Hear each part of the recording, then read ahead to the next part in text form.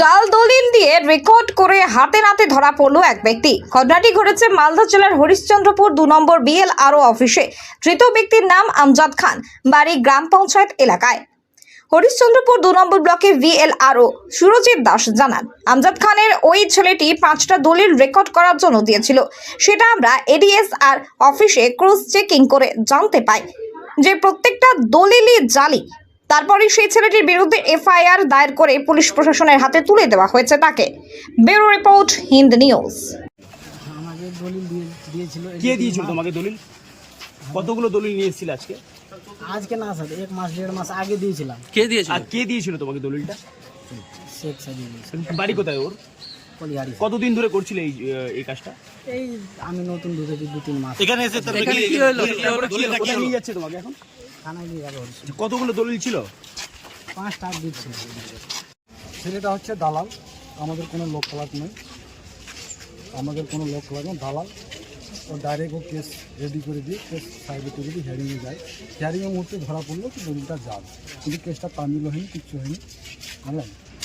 আর বিভিন্ন দালালগুলো এসে অফিসে কাজ করছে, কিন্তু আমাদের লোক খেলাররা তাদেরকে বাধা সৃষ্টি করে, তবুও তারা সাহেবের আন্ডারে সিটিং হয়ে ওরা কাজ করে। আচ্ছা, তাহলে ভিতরে হ্যাঁ, ভিতরে কি চলে?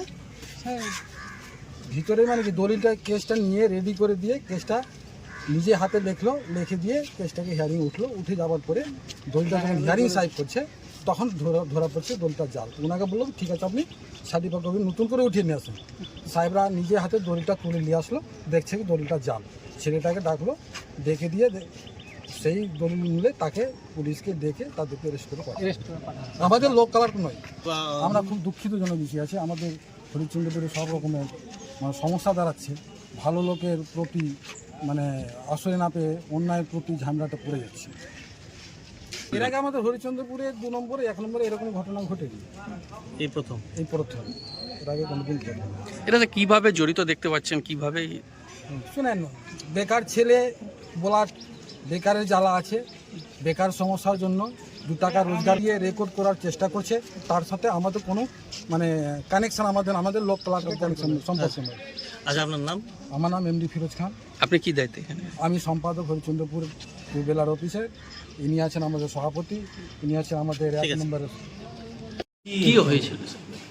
একটি ছেলে 5টা জাল দলিল রেকর্ড করার জন্য দিয়েছিল, যেটা আমরা ADSR অফিসে দলিলগুলো ক্রস চেক করে জানতে পারি যে প্রত্যেকটা জাল দলিল, এবং যে দলিলগুলো নিয়ে রেকর্ড করতে এসেছিল তাকে আমরা তাদের এগেনস্টে FIR লঞ্চ করে তাদেরকে থানার হাতে তুলে দিলাম।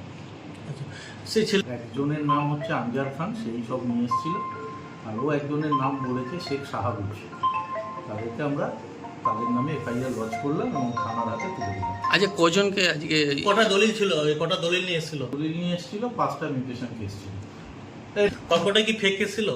সবকটাই দলিল ওরা ফর্জ করেছে, ঠিক আছে। সমস্ত কিছু দেখি IC সাহেবের হাতে তুলে দিলাম।